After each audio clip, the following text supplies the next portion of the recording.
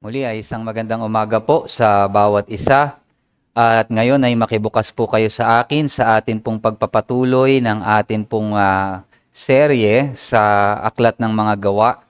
And we are going to be reading from Acts 11, verses 19 to 30. Acts chapter 11, verses 19 to 30. Samantala, ang mga nagkawatak-watak dahil sa pag-uusig na nangyari kay Esteban ay naglakbay hanggang sa Phoenicia, sa Cyprus at sa Antioquia na hindi sinasabi kanino man ang salita maliban sa mga Hudyo. Subalit may ilan sa kanila, mga lalaking taga-Cyprus at taga-Cyrene, nang dumating sa Antioquia ay nagsalita din sa mga Griego na ipinangaral ang Panginoong Hesus. Sumasa kanila ang kamay ng Panginoon at ang napakalaking bilang na sumampalataya ay nagbalik loob sa Panginoon. Nakarating ang balita tungkol sa kanila sa mga pandinig ng iglesia na nasa Jerusalem at kanilang isinugo si Bernabe sa Antioquia. Nang siya'y dumating at nakita ang biyaya ng Diyos ay nagalak siya at kanyang hinimok ang bawat isa upang manatili sa Panginoon na may katapatan ng puso, sapagkat siya ay mabuting lalaki at puspos ng Espiritu Santo at ng pananampalataya, at napakaraming tao ang idinagdag sa Panginoon. At si Bernabe ay nagtungo sa Tarso upang hanapin si Saulo. Nang siya ay kanyang matagpuan, ay kanyang dinala siya sa Antioquia, at nangyari na sa buong 1 taon ay nakasama nila ang iglesia, at nagturo sa napakaraming tao, at sa Antioquia ang mga alagad ay pinasimulang tawaging mga Kristiyano. Nang mga araw ngang ito ay may lumusong sa Antioquia ng mga propetang galing sa Jerusalem. Isa sa kanila na ang pangalan ay Agabo ang tumayo at ipinaalam sa pamamagitan ng Espiritu na magkakaroon ng matinding taggutom sa buong sanlibutan, at ito'y nangyari sa kapanahunan ni Claudio. Ang mga alagad, ayon sa kakayanan ng bawat isa, ay nagpasyang magpadala ng tulong sa mga kapatid na naninirahan sa Judea. At kanilang ginawa ito at pinadala nila sa matatanda at sa pamamagitan ng mga kamay nila Bernabe at Saulo. Tayo po ay manalangin. Tunay nga aming Diyos, sa oras na ito, pakita mo sa amin ang iyong biyaya sa iyong salita, Panginoon. Makita namin kung paanong ginagamit mo ang mga probidensya, mga pagbabago, at maging Panginoon ang pag-uusig para mapangyari mo ang iyong kalooban sa buhay ng iyong mga minamahal na anak. At makita namin ang mga katotohanan ito at kami, Panginoon, ay mahimok na tumindig sa iyong biyaya at sa iyong salita. Ito po ang aming dalangin sa pangalan ng aming Panginoong Hesus. Amen. Siguro ang ilan po sa atin ay nakakita na ng tinatawag na hermit crab. Ito yung makikita natin ng mga sa mga tabing dagat na yung mga iba't ibang mga shells. Doon sila tumitira. At ang mga hermit crabs, they don't make their own shells. Hindi sila gumagawa ng sariling shell nila. Instead, sila ay tumitira dito sa mga existing na mga shells na. And habang sila ay lumalaki, they're growing, nagiging masikip yung mga shells na yun sa kanila. And they have to live and find a bigger one. Kailangan nilang iwanan yon, hubarin yung shell na yon, at lilipat sila dun sa mas malaki. And yung transition na to, risky. Para sa kanila, kasi they are going to be exposed. Wala silang, di ba kapag hinahawakan to, bigla sila nagtatago sa loob. Yun yung nagsaserve as protection nila para dun sa mga predators nila. Pero dahil lalabas sila dito sa shell na ito, they can be exposed and vulnerable until they find a new shell. Pero unless gawin nila yung transition na yon, hindi rin sila pwedeng mag-grow. And dito po sa Acts 11, makikita natin that somehow the church is facing such a moment of transition. nagtatransition ng church. Bakit? Kasi yung ebanghelyo na nasa mga Hudyo, all throughout, alam natin, throughout the Old Testament, ang mga bayang pinili ng Diyos ay walang iba kundi ang mga Hudyo. All of a sudden, now, dito sa church ay ini-include na yung mga Hentil. Ang mga Griego. And so, this is something new para sa church. And this is a transition para sa mga Hudyo na mga mananampalataya nun. Now, the question is this. Should they resist yung change? Kailangan ba nilang labanan yung pagbabago or recognize the grace of God in that change and press on? Dalawang bagay ang gusto ko makita natin dito sa passage na ito. First is that when God brings seasons of transition, we must recognize His grace and rejoice. And ikalawa, true growth, ang tunay na paglago, always comes through discipleship in the Word. And it is expressed in love. So makikita natin kapag dumadating, una, yung transition of changes, kailangan muna nating i-recognize, ito ba'y galing sa Diyos? At kung meron mang paglago na mangyayari, ito hindi pwedeng hiwalay sa kanyang salita. And so our message this morning, true growth comes when we recognize God's grace and remain in His Word. True growth comes when we recognize God's grace and remain in His Word. Ang tunay na paglago ay dumarating kapag kinikilala natin ang biyaya ng Diyos at nananatili tayo sa Kanyang salita. Now, nakita natin in our passage, yung persecution, yung pag-uusig na nangyari dahil sa execution ni Stephen, ito ay nagdulot ng scattering, yung pagkalat ng mga mananampalataya. It may look from the outset something na negatibo, pero ito ay nagsilbing dahilan sa pagkalat ng ebanghelyo at pangangaral nito. Ang sabi ng ating talata, ang mga Hudyo na ito na kumalat dahil dito sa persecution na nangyari dahil kay Stephen, sila ay naglakbay hanggang Phoenicia, Cyprus at Antioch. At ang sabi dito, they were speaking the word to no one except the Jews. So of course, dala-dala nila yung gospel, pero kanino lang nila binabalita? Sa kapwa nila mga Hudyo. Kasi nga, they are used to being the covenant people of God. But, may but, sa verse 20, may ilan. But there were some of them, men of Cyprus and Cyrene, who on coming to Antioch, pagdating nila daw ng Antioch, spoke to the Hellenists, also preaching the Lord Jesus.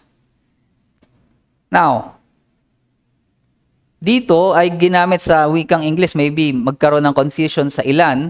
Sa ating pag-aaral, kung inyo maaalala in the previous chapters, yung mga Hellenists were described as Greek-speaking Jews. Pero nakita natin kanina sa Tagalog, itong Hellenist na to, tinranslate as Griego. So, how do we know na itong Hellenists ay hindi Greek-speaking Jews na mga Hudyo na nagsasalita lang ng Griego or talagang Griego? Kasi parehong yung kanyang ginamit po dito sa English were Hellenist. It is because dun po sa manuscript, may tinatawag na manuscript variants dun sa original language, may mga nakasulat na Hellenas, ang ginamit ay Hellenas, which is Greeks. And then, may ilang variants na ang ginamit ay Hellenistas. Ito yung Greek-speaking Jews.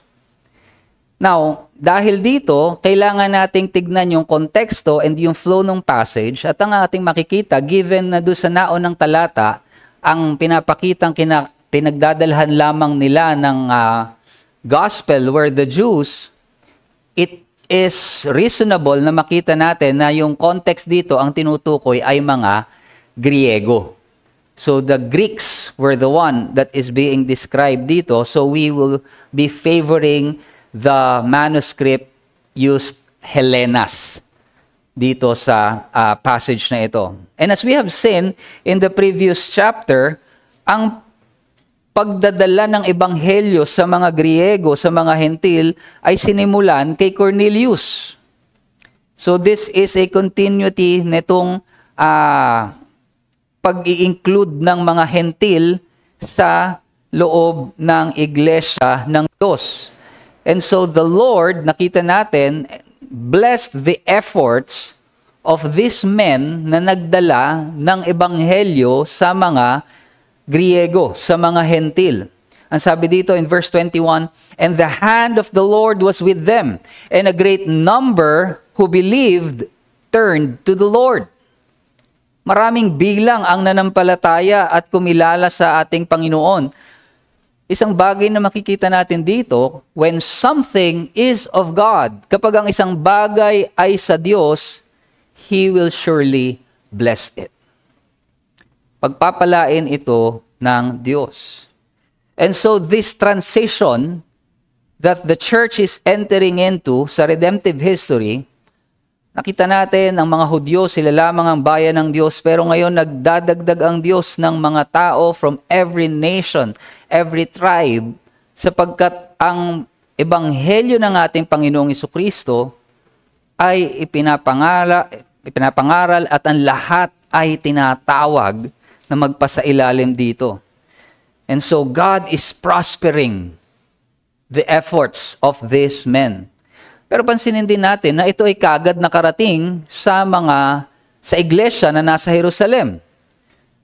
If you're going to notice, the church in Jerusalem was very much involved in these events. Kung inyong maaalala, in Acts chapter 8:14, nung nangaral si Philip sa Samaria, sabi kaagad doon, when the apostles at Jerusalem heard that Samaria had received the word of God, they sent to them Peter and John.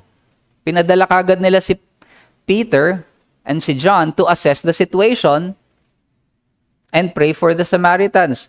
Ganon din, nung si Cornelius, agad-agad ay kanila itong nabalitaan. Acts 11 verse 1, "Now the apostles and the brothers who were throughout Judea heard that the Gentiles also had received the word." Karating din kagad sa kanila. At ngayon, itong napangaral ito sa mga taga-Antioch, sabi dito sa Acts 11:22 sa ating passage, "The report of this came to the ears of the church in Jerusalem." At sinong pinadala nila? They sent Barnabas to Antioch. Now, we have known Barnabas earlier nung siya ay ikinontrast kay Ananias and Sapphira. He was the one who sold a land at ito ay kanyang ibinigay sa church. So nakita na kagad natin siya that he is a good man from the very beginning, full of the Holy Spirit. At ang sabi nga, ang pangalan niya is about son of encouragement. So, siya ay pinili ng iglesia, he was appointed, the church in Jerusalem, to represent them, ipadala doon sa Antioch para maintindihan ang situation doon. And so he was appointed there. Now we must understand, napakahalaga nitong lugar na ito, nitong Antioch, because later on, itong Antioch ang magiging mission center of the Christian faith. This is going to be a place kung saan ito yung magiging lugar na magiging witness to the Gentile world. Lalong-lalo na nung bumagsak na ang Jerusalem later on. Yung temple sa Jerusalem, AD 70, dito na ang Antioch lalong naging very important when it comes to the Christian message. Dito na yung church parang nagpo-provide ng leadership ang Jerusalem, pero yung mission and vision, yung pagkalat ng ebanghelyo would be provided through Antioch. So Barnabas, pumunta siya sa Antioch, hindi para mag-assert ng authority niya. Hoy, galing ako sa church ng Jerusalem. Diba? Parang, teka lang, ano nangyayari dito? Rather, pagdating niya doon, He did not assert his authority, but rather his desire is to help the believers grow.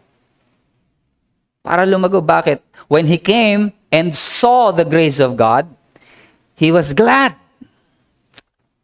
Natuwa siya, nagalak siya, and exhorted them all to remain faithful to the Lord with steadfast purpose. You see, there's no rivalry here. Hindi siya galing sa church ng Jerusalem, and then nagpunta siya doon sa church ngayon in Antioch, at anong meron dito? At nung nakita niya nag-grow, teka, hindi siya nakaramdam ng rivalry. Teka, church to ng mga Gentiles. Kami ang mga Hudyo, chosen people of God. Dapat kami yung, kumbaga, mas in favor. Pero nung nakita niya yun, anong sabi? He was glad. Kasi anong nakita niya? What he saw was the grace of God at work. Kaya anong ginawa niya? Since ang pangalan niya, sabi nga, is a son of encouragement, he exhorted them all to remain faithful to the Lord with steadfast purpose. So, itong transition period na ito was a very sensitive season dito sa church at that time, given the church at that time was purely composed of the Jews, pwedeng they could have denied entry. Pansinin niyo, parang napaka-sensitive nitong event na ito. Pwedeng hindi sila pumayag. Teka lang. Balikan natin. Old Testament, Hudyo ang pinili ng Diyos. Israel lang. Bakit ngayon? Biglang sasabihin natin, i-involve. They could have denied entry, and it could have been a cause for division. Pwedeng naging hiwalay ang church noon ng mga Hudyo at ng mga Hentil. And yet, ang ginawa ng church, they sent someone to assess the situation. Tignan ito objectively. Pumili sila ng tao na karapat-dapat, a good man, full of the Holy Spirit and of faith. And so they were able to recognize yung biyaya ng Diyos na kumikilos dito sa kalagitnaan ng mga pangyayaring ito. And what happened? It resulted to the growth of the church. And a great, sabi sa verse 24, great many people were added to the Lord. Isang bagay na makikita natin dito, God sovereignly uses seasons of change. Even persecution. Sa kanilang pagkalat dahil sa persecution over Stephen, nakita natin, ginagamit ito ng Diyos for His purposes. And it is a sign of spiritual maturity not to cling to tradition for its own sake. Hindi ito ginawa ng mga Hudyo na, teka, ito yung ating nakasanayan na, ito yung church, and this is how it should be. But rather, they check. They look, is the grace of God in it? And when the grace of God is evident, they rejoice. And so the first thing that we have to see here is this. The first point that I would like to make here is that we should rejoice and trust in God's grace even in seasons of change. Well, change is not comfortable kapag ito ay nangyayari, but it is God who brings it at times. So, when the church enters a new season or transition, kailangan nating itanong, is this a work of God? Kapag may mga pagbabagong nangyayari sa paligid natin, ating tingnan, ito ba ay kamay ng Diyos? Now, not every change is good, but not every change is bad. Nung ito'y narinig nila, yung nangyayari sa mga Hentil, they are turning to Christ.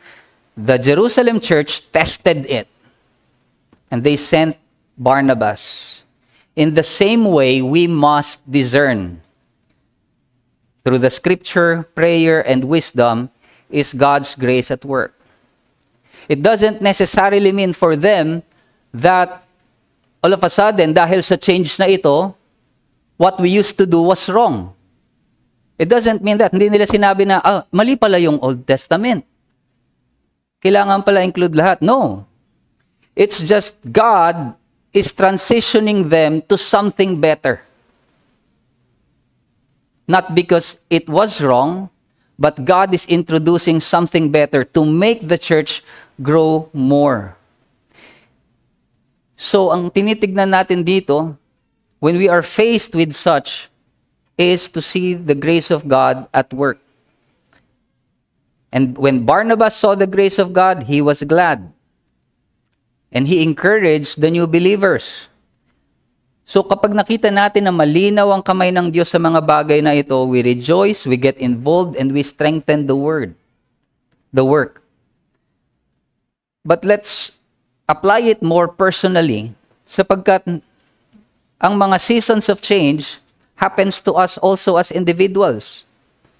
There are seasons of transition, new responsibilities, trials, or opportunities. Ito rin lagi yung instinct natin. Resist because sometimes it's uncomfortable. Pero ang lagi natin titignan, itatanong, kagaya ng ating nakita, is the hand of God in it? Is the grace of God in it? If yes, rejoice and remain faithful to the Lord. Sabi ni John Calvin, wherever God is pleased to manifest His grace, there we must open our hearts, though He alter our former course. Find the grace of God in the midst of circumstances kung naroroon. And so, nakita ito ni Barnabas, nakita niya nagpunta sa Jerusalem, he was glad.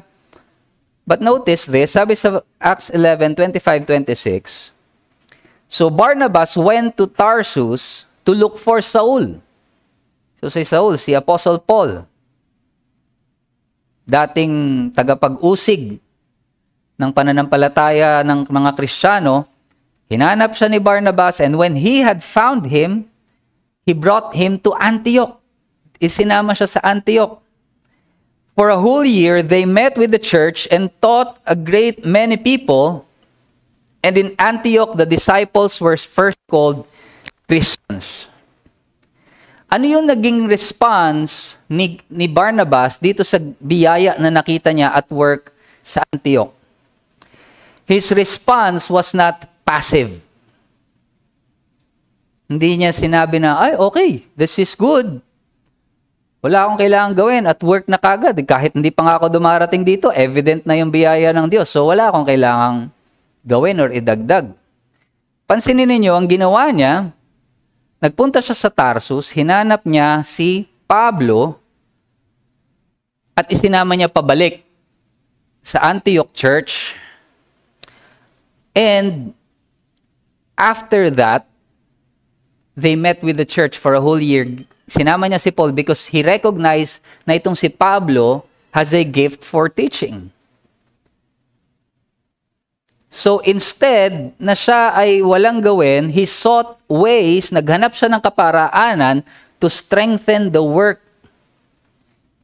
of ministry in the church of Antioch.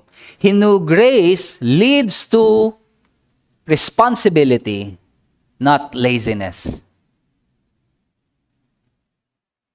And all the way to think, hindi na sinabi sa atin ni Lucas gaano niya katagal hinanap etong si Paul. Pero pansinin niyo, anong meron dun sa ginawa dito ni Barnabas? First, there was initiative. Barnabas has the initiative to do something for the ministry. At meron ding discernment. He discerned the right person for the job. It was Saul. Hindi siya hinanap niya talaga, nagpunta talaga siya doon because for him, Saul is the best fit dito sa gawain na ito. But he's also a teacher. Nagtuturo din siya. Silang dalawa ni Saul later on yung nagturo. But it also takes humility for him to say, hindi ko to kaya mag-isa. I need a partner in this task na mayroon dito. Because the grace of God is evident here,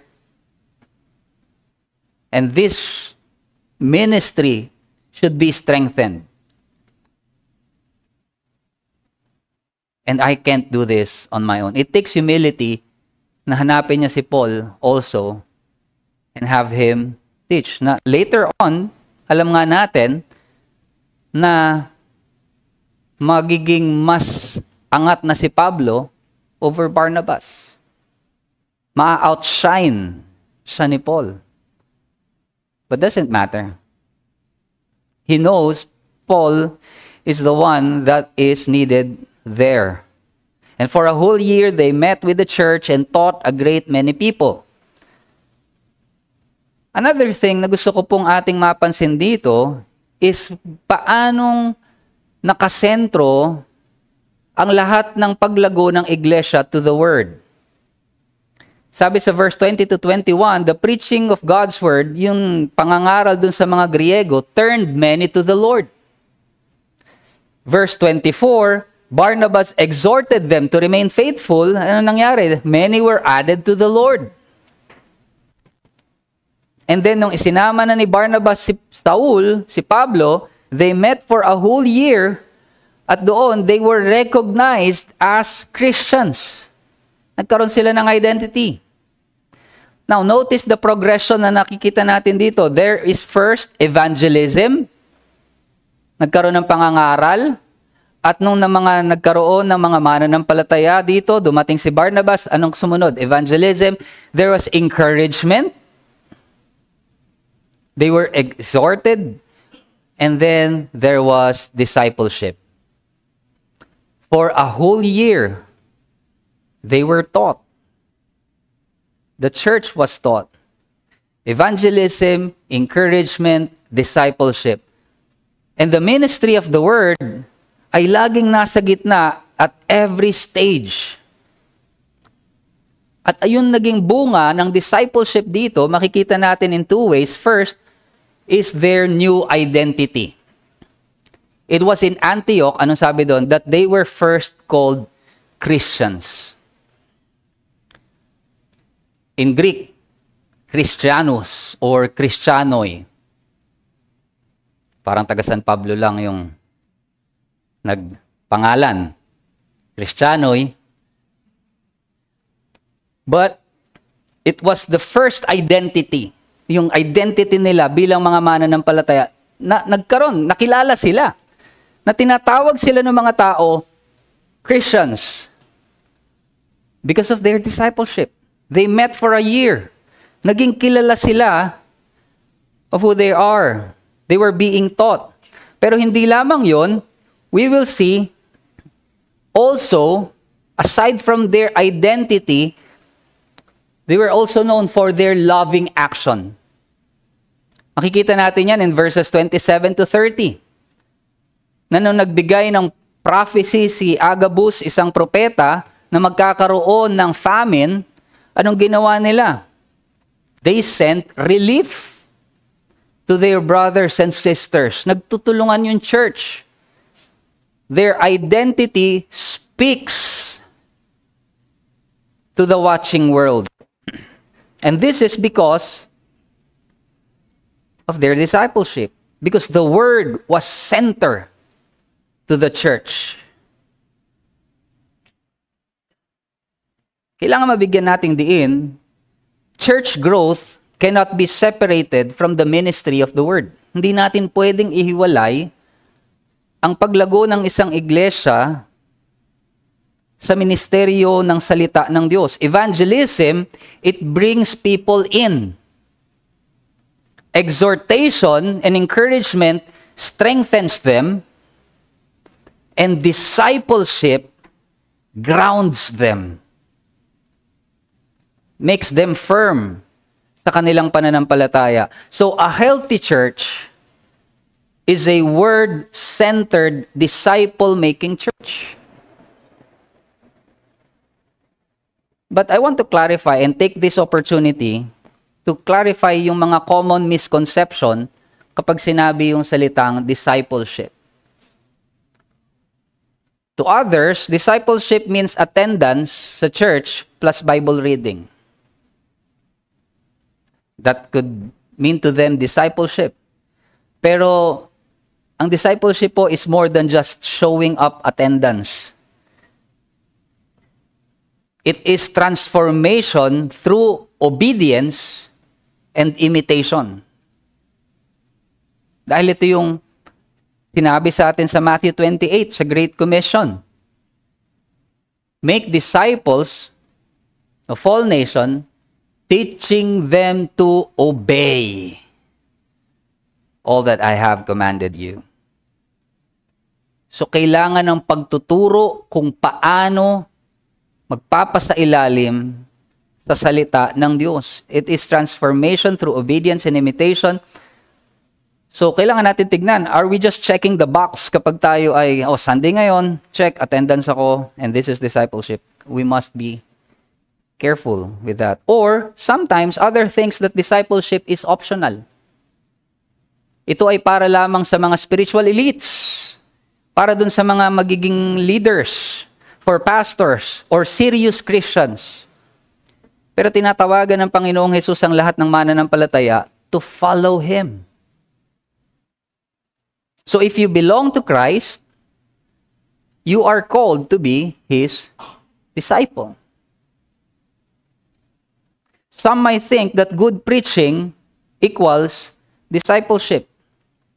Now, don't get me wrong, preaching is vital. This is why nandito tayo ngayon, nakikinig tayo ng pangangaral. But it is not enough. Why? Because Paul, sabi nga ni Pablo, he taught both publicly and house to house. Acts 20:20. Discipleship needs the pulpit and at the same time, personal mentoring. The problem is, some think that discipleship is just a numbers game. May mga churches na ang hinahabol nila is attendance and programs instead of grounding believers in Christ. Yung kanilang programa ng discipleship is more on pagpaparami rather than making or teaching these new believers what the Word of God is saying. So, discipleship is not numbers game. Kagaya ng makikita natin kay Pablo and Barnabas, what they did, they met with the church. So makikita natin, there is a system silang ginawa for a year and they have been teaching. They understood the need ng church na ito. Kung ito ay magpapatuloy, nakita nila yung church sa Antioch, kung ito ay magpapatuloy, kung ito ay lalago, ang kinakailangan ng mga mananampalatayang ito ay ang paglalim sa pagkaunawa sa salita ng Diyos.